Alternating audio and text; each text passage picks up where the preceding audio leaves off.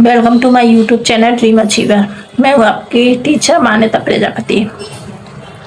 तो हमारी जो हिस्ट्री की क्लास चल रही है, हिस्ट्री की क्लास में आपको मौर्य वंश आज से समझाया जाएगा। मौर्य वंश के बारे में किसने स्थापना की थी, कौन इसके गुरु थे, कौन प्रॉपर विस्तार में इनके इसके बारे में बताया जाएगा। और अगर आपको वीडियो अच्छी लगे तो लाइक करें, सब्सक्राइब करें, शेयर करें।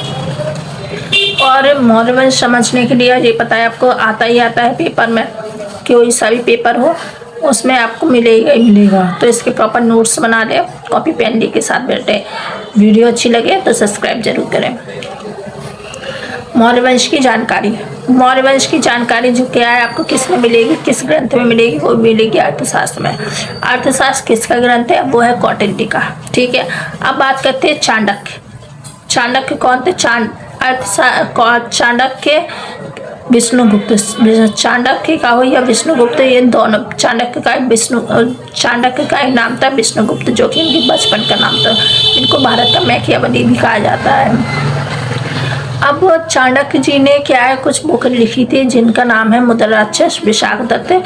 इसमें क्या है इन्होंने जो बुक लिखी थी इसमें चंद्रगुप्त मौर्य को एक विशल या निम्न जाति का पर्सन कहा जाता था।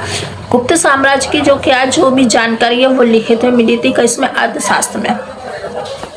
चंद्रगुप्त मौर्य, अब अभी तक था अच्छा कौटिल्य के बारे में नॉलेज दी गई थी, अब अभी आपको जिसमें अर्थशास्त्र मुद्रा राक्षस के बारे में।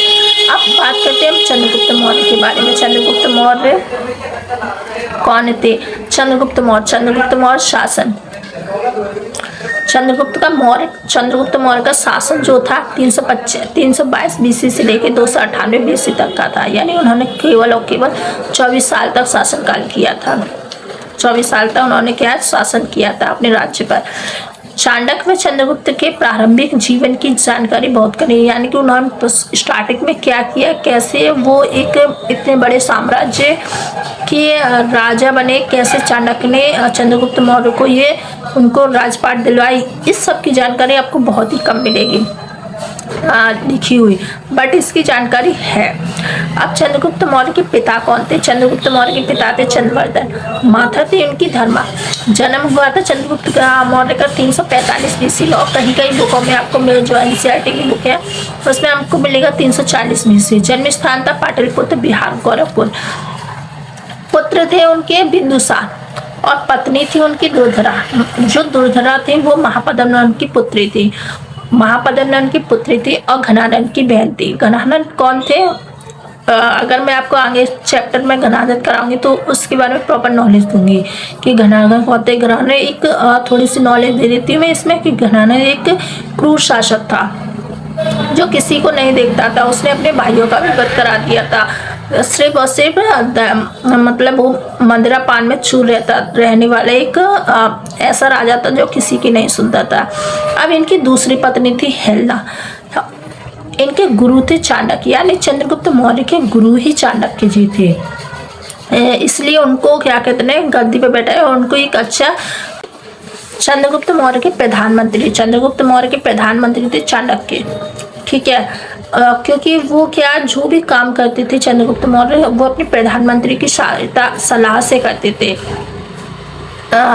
उनको जो भी या मतलब युद्ध का निर्णय चाहिए या फैमिली निर्णय चाहिए, जो भी करते थे वो चाणक्य जी के डिसीजन मेकर के अकॉर्डिंग ही करते थे। अब बात करते हैं सेल्यूकस। अभी बताए थे ना सेल्यूकस कौन थे, तो सिकंदर के समय आए थे।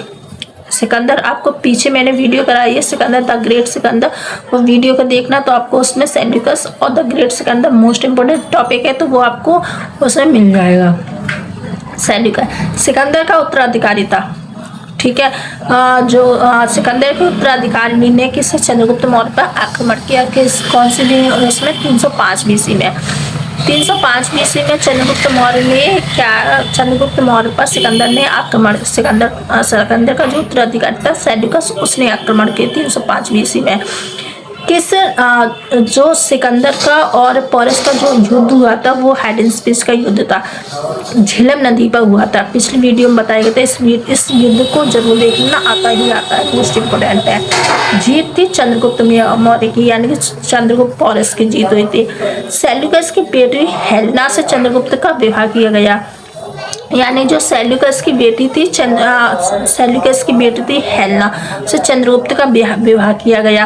और विवाह में उनको 4 प्रांत, यानी कि विवाह जब उनका हुआ था तो पहले के लोग क्या विवाह जो करते थे सामाजिक समझौते के रूप में करते थे कि उनको जहाँ पे प्रॉफिट होता है वो वहाँ पे अपने का। आज के टाइम पे भी यही है, जिसको क्या कहते नहीं है तो शादी करता है वो पहले अपने प्रॉफिट ही देखता है।